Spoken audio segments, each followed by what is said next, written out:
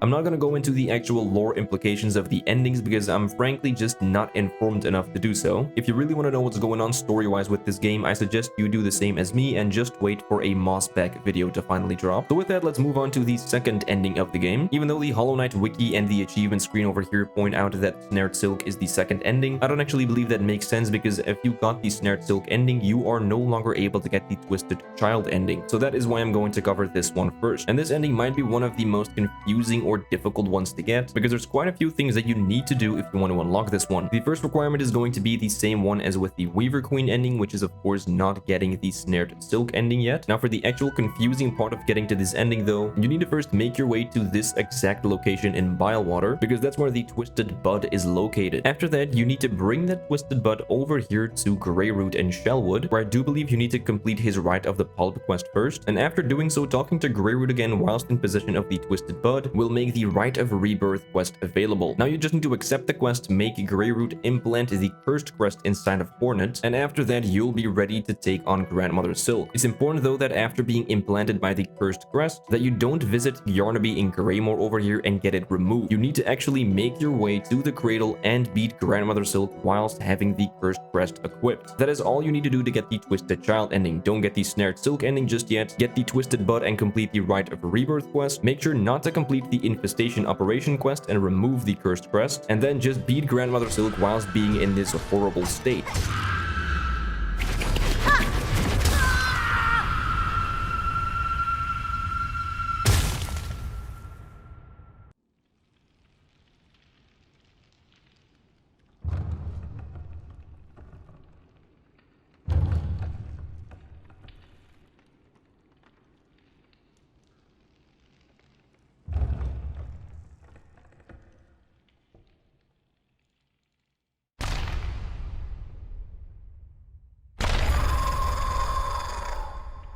As I said before, I'm not going to go into any lore implications for these endings, but I definitely think some sort of new god is being born over here might be the most interesting ending out of all of them. Then finally, the Snared Silk ending, which allows you to go onto the final act of the game. This one only has 2 requirements, and that is completing the Silk and Soul quest and then defeating Grandmother Silk using the Needle. But I do want to explain how you can actually get that Silk and Soul quest, because unlocking it is not that easy. You need to complete 10 specific quests, these being the Flexile Spines, Bone Bottom Repair, repairs, a life-saving bridge, Froblock clearing, building up Songclave, strengthening Songclave, the restoration of Bellheart's Glory, the Trail's End quest, which I believe requires you to buy all of Chakra's map, and then finally the Balm for the Wounded, very cute Sherma quest. You also need to have the Fey Down Cloak, which is the double jump ability that you can get by reaching the very top of Mount Fey. Then there's a few other requirements, such as getting every single flea in the game and moving the flea caravan to Fleetopia. You need to have beaten Lace in the cradle over here. You need to acquire a Bellhome key in Bellheart, and you have to acquire 17 or more quest points. Now, every single quest in the game that you complete, I think aside from the main objectives over here, gives you 1 point. So you already have 10 of these if you just did the required wishes. After that, you just need to complete 7 more normal quests, or you can also do the delivery quests, which give you half a point each. So you can literally just do the 10 required quests and then just keep redoing all of the deliveries until you reach 17 quest points. And after that, the Silk and Soul quest should finally show up over here in Songclave. Then the only thing left to do is just completing the quest, making your way to Grandmother Silk,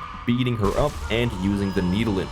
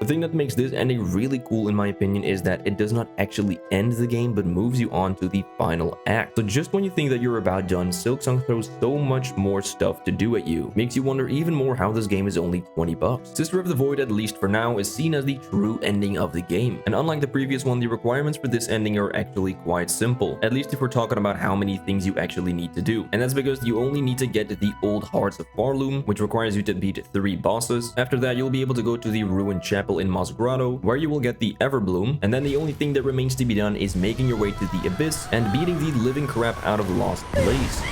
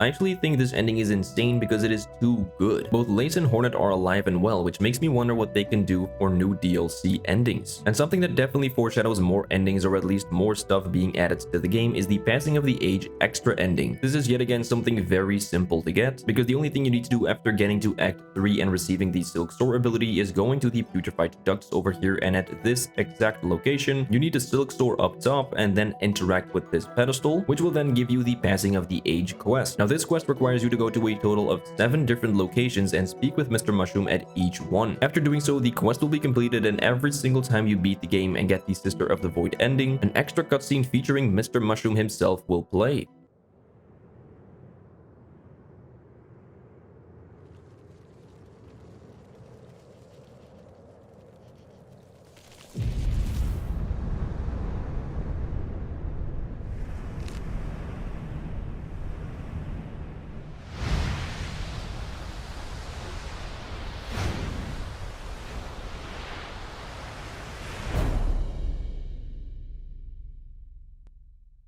This ending makes me wish so hard that Mr. Mushroom is going to be the cause of what we'll see in the Silksong DLC. But with that, that is going to be including the extra one, all 5 Silksong endings. I'm pretty convinced that the DLC will add more endings to the game, so whenever that happens, I will of course be making another one of these videos. But for now, as always, thank you so much for watching. If you enjoyed this video and you want to see more stuff just like this, definitely don't forget to like and subscribe if you haven't done so yet. Almost 20% of the people who watch my videos are actually subscribed, so thank you so much to everyone who did so already. And with that, I'll see you guys in the next one. Alright, later.